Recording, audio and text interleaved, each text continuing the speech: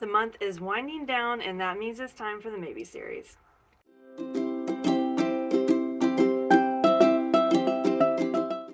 Hi, hello, and welcome back to my channel. My name is Alex, and today is the April 2024 Maybe series. So if you're new here, the Maybe series is a list of books I compile towards the end of the month of what I might read in the upcoming month. So these are just a couple books that are on my mind, what I've been thinking about, what I've been wanting to read, and then I kind of get my final lineup from these books. I put a little picture of it here, and I talk a little bit about why it's on the list. Sometimes I get into the synopsis, sometimes I don't, because sometimes I just can't remember. Before we get into it, make sure you have all the buttons down below so you know when I'm posting. I post every week, and all we do on this channel is talk about books. So if you like listening to people talk about books, here I am every week doing just that for you. I have really exciting news. Really exciting news, and I feel like this is the reason why a lot of people have tuned in today, but I'm having a giveaway. So next week for the March wrap up is my channel's anniversary. And this is my second year with my YouTube channel, and I definitely have a good time with the channel and I like it here. So I think it's been a good couple of years. So last year what I did was I hosted a giveaway and I decided I want to do it again. So the big thing about this giveaway is that you get to pick the book. So like if you win, I let you pick the book, and then I order it on Amazon and I send it to you. Because essentially it's just a thank you gift from me to you for subscribing and stuff like that. So to enter the giveaway, you need to follow me and you need to drop a comment. And the giveaway is going to be open this week and next week for the March wrap up. And then the week after that, the week after the March wrap up, I'm going to pick a winner. Okay, so there's 2 weeks where you can enter. Now, like, if you just enter once, like, it's just one entry. Like, you can't enter, like, 5 times, okay? As much as I love your guys' comments, like, 1 comment and 1 subscription counts as 1 entry, okay? And you only get 1 entry. So, follow, comment, enter the giveaway. It's this weekend, next week, and then the week after that, I'm gonna, like, pick a winner. I'm so excited to be celebrating another year on this channel. And I hope you guys like stick around and enjoy the content. So yeah, let's not waste any more time. Let's get into the April Maybe series. So sometimes the Maybe series has a theme. I have no idea what the theme is for this one. It seems very disturbed is the best I could put it. I don't know what when I sat down to make the list, I literally was just not in the mood to read anything, if that makes sense. Like, I'm not experiencing well, maybe I am. Maybe I'm a little burnt out because I've been working a lot lately, and that kind of cuts into my free time, and so I feel like I've been like really struggling to get my reading in this month, and I've just been like pushing it so hard to get books read that it feels more like a chore than like not. But I want to hit my reading goal this year, so like I'm trying really hard to stay on track. But yeah, I feel a little overwhelmed. So when I sat down to make the list, I was like, I don't want to read anything. I don't want to think about reading anything. I don't want to talk about reading anything.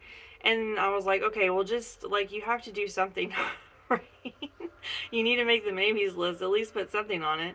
And so then I started looking through some old posts from other book content creators, and like seeing what everybody else was reading and what people were recommending, and then I just kind of went from there. And I did collect 6 books from my list today, so that's what we're going to be talking about. So yeah, let's start, okay? So the first book on the Maybes list is The Children of Red Peak by Craig DiLouie. Okay, so I read Craig DiLouie for the horror lineup in October, right? He wrote episode 13, which was probably the best one in the horror lineup in October, okay? It was just wild. It was such a wild ride. I was so surprised by how that book ended up. Like, I don't know. It really worked for me. And I know like that book was really kind of like hit or miss with people. I think you had to really like that style. So when I saw this, I was like, oh, Craig DiLouie, I've read him and I liked that book. So this one is actually about a group of kids that escape a cult, and then they grow up, and one of the survivors ends up like committing suicide, and so they all decide to go back to where the cult was, and then they start sort of like working through their memories and things like that. Okay, a bit of a spoiler for next week, but I read a cult book in March. I love cult books. I love books about cults. I absolutely get into that. Like it is a favorite for sure, but it has to be done like really well. And I feel like since Craig DiLouie typically does horror, this is going to be more like psychological thriller horror to me. And yeah, I'm really interested in this one. But it's big. Like it's almost 400 pages and I'm like, "Bro, did it really need to be that big?" So yeah, this one might not make it into the lineup just because it's a big book and I'm like a baby. So I can't. Okay, sometimes big books are fine and like the pace is fine and you can get through it and it's not a big deal and it doesn't feel like a lot, right? And then sometimes big books are just so daunting. Like it feels like such a huge undertaking. And the last couple of bigger books that I've read have been a huge undertaking. So I'm a little on the wary side, but this one definitely sounds interesting. The next book on the list is The First Girl Child by Amy Harmon. Okay, this came up on one of my TBRs like a really long time ago, and I've sort of just been like pushing it off because, and I know exactly why I like haven't looked into it anymore, is because it's part of a series. If y'all don't know, I have an issue with series because I don't finish the. I've literally done episodes on it, so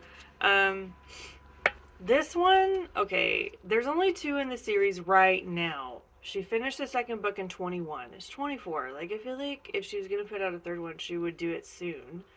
So I'm not too far behind. And, like, maybe she's already finished it. Maybe it's a duology, right? Anyway, this book is supposed to be, like, Nordic fantasy. I didn't know that because literally I would look up the book and I saw that it was part of a series and then I just shoved it away, right? So then I read the synopsis or the premise for it, and it sounds really interesting. It sounds like they're like, okay, from a small village where there's not supposed to be any girl children, like there's some sort of like a curse or something, and basically whenever girl children happen, like the leaders of the community end up like offing them. And so this is about a person that has a girl child and they kind of like hide her away forever kind of thing. Obviously like it builds on that whole concept, but like it is Nordic and it is like that sort of fantasy historical level kind of. I don't know. It sounds very fantasy-esque if you ask me. Like when I was reading the premise, it sounds fantasy-esque. So I don't know. Another thing, this book is also very big. But this one sounds really cool. This one sounds super cool. Okay, this one kind of came out of nowhere. I don't know because it doesn't match with any of the other books that are on the list. This Is How It Always Is by Laurie Frankel. Okay, this is about a family that has a trans child that lives in a community that is not accepting of trans people. That's the whole premise of the book, basically. Like, yeah, and I think we start with the child when they're young. Like, so it's a community that they grow up in and then they eventually transition. And it's kind of like this big kept secret in their family, like that they don't want to share with everybody because they're afraid for their child's like acceptance and safety. And so I feel like this would be a really interesting read. Obviously, it's not like a thriller or anything, like it's not scary. But I feel like this might be an interesting one to get in. So yeah, it just popped up and it sounded really interesting to me, so I put it on the list. The next one is Darling Rose Gold by Stephanie Wrobel. Okay, I'm gonna be completely honest. This cover, right? Okay, that's the first thing. The second thing, I actually looked into a different book by Stephanie Wrobel that was supposed to be about a cult. I can't help myself. Anyway, but as I was looking into that book, the cult book, the reviews were not very good. Like, it was very low to mid threes. And a lot of people were all kind of saying the same thing about how it just really wasn't working that well. And it really wasn't achieving the vibe that I think Wrobel was promising with the premise of the book. And in the comments, or in the review section, you know, everyone was kind of talking about, oh, but I loved Darling Rose Gold. Darling Rose Gold was amazing, this and that. So then I was like, okay, well, I'll just look at this other book that she wrote. And the reviews for this are much better. Basically, this sounds like, when I read the premise, it sounds exactly like Gypsy Rose Blanchard, like what happened to her, but put it in the perspective of, like, the mom gets caught and goes to prison, right, for 5 years. And then when the 5 years is up, she moves back in with her daughter, and the daughter decides to enact her revenge on her mother. So it seems pretty cut and dry, right? It seems pretty self-explanatory what the book's going to be about, but the people in the reviews were saying that the psychological portions of this book were just so messed up, like that it was terrifying what was happening on the page throughout the whole book. A lot of people said it was kind of gross and disturbing, and I was like, that sounds like stuff I like. So I don't know, on the one hand, to me it sounds insanely predictable, but there's a lot of room to maneuver within the predictability of the plot line, if that makes sense. And so I'm interested to see if how far Wrobel takes it. You know, how far does she get into it? Is it really disturbing, or do y'all not read enough thrillers? I don't know. It sparked an interest in me, and this is not the first time. So this is highlighting, if you guys don't know about Gypsy Rose Blanchard or any of that kind of storyline or anything, which, what rock are you living under? It is Munchausen by proxy. And I've read a couple books about that, and they've always been super surprising. Like, I've gone in knowing what to expect, and they've always surprised me. So, I don't know. This might be another one that I need to check out. The next one is The Patient by Jasper Dewitt. Okay, this one sounds really interesting too, because in the premise, it says, like, if you liked The Silent Patient and Shutter Island, then you would probably like this book. Okay, The Silent Patient by Alex Michaelides. I have mixed feelings about that book. When I first read it, I really, really liked it. And then when people started, like, talking about it, like, it became very, very popular on, like, Book Talk and stuff like that. And when people started talking about how much they hated it, I sort of, like, rewound and thought about what they were saying, like, thinking about the points that they were making, and I'm torn. I really am. I don't really know how I feel about it anymore. I feel like I would have to read it again to get a different perspective on it, but I typically don't reread books. But I liked the idea of The Silent Patient, right? And I definitely love Shutter Island. Like, I love that film. So this is about a psychologist that starts working at a mental institution, and there is a lifer in there. He's been in there since he's like 6 years old, and now he's in his 40s. And every psychologist that has tried to diagnose him or treat him has ended up dead by their own hand or gone crazy. And so this psychologist is like fresh out of like getting his degree, and he's like ready, and he's ambitious, and he's like, I want to tackle this patient. And that's where our story begins. So that sounds wild. This one sounds really interesting to me because I want to know what the deal is, because this guy's been in a mental institution his whole life, and he's never gotten a diagnosis because no one can treat him long enough to give him a diagnosis. That's wild. So I want to see what DeWitt does with this. Like, that sounds interesting. And messed up. Like, this is noted to be a very highly psychological thriller, which I'm interested in. Okay, this is the last one. It's River of Shadows by Karina Haley. Or Haley? I feel like it's Haley. So, This one does not fall into psychological or anything like that, like the other ones kind of did. This one is about a girl who, or young woman, I guess, that goes to Finland because her father has died. And so she goes there to bury him. And when she gets there, she finds out that he's not there. And then that someone tells her that he goes and went into the afterlife and that the king of death or something has like captured him and is holding him prisoner. And so she has to go down there to rescue him. Okay.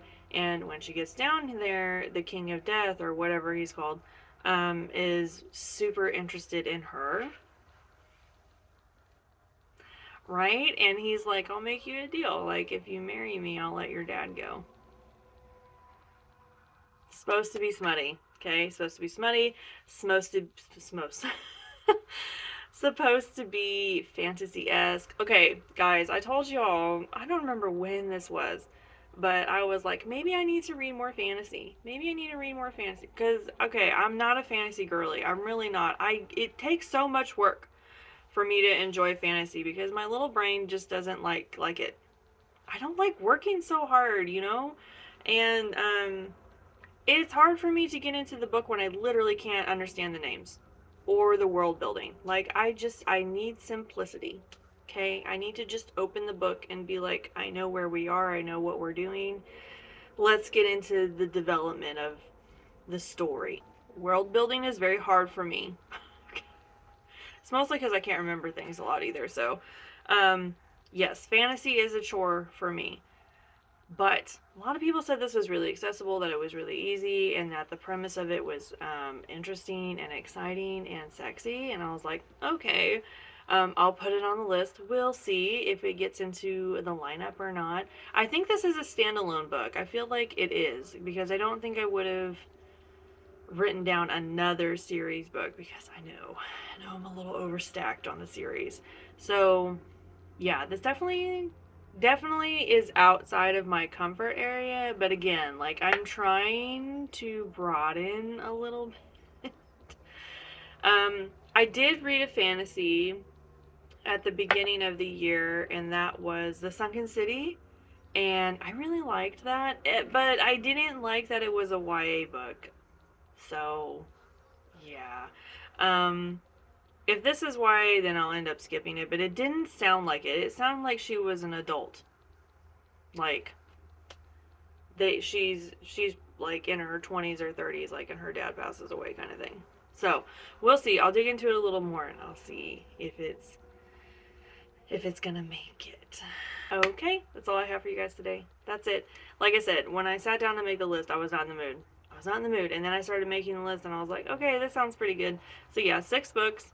And I will whittle down my final lineup from these. There is always a spot on my reading list for my book club book. I run a book club. But we'll talk more about that next week in the wrap up. Because I feel so proud of myself for doing something I've never done for my book club. So I will share with y'all that next week in the wrap up. Make sure you hit all the buttons down below so you know when I'm posting. Make sure you subscribe and comment to enter the giveaway.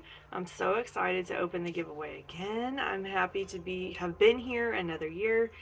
It was a wild year. 2023 was wild. It really was. And I feel like I say that every year. But happily, I'm going to say this, knocking on wood, 2024 has been okay. 2024 has been okay for me.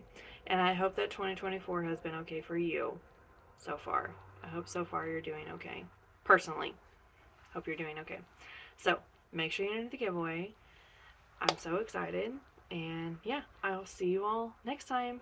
Bye!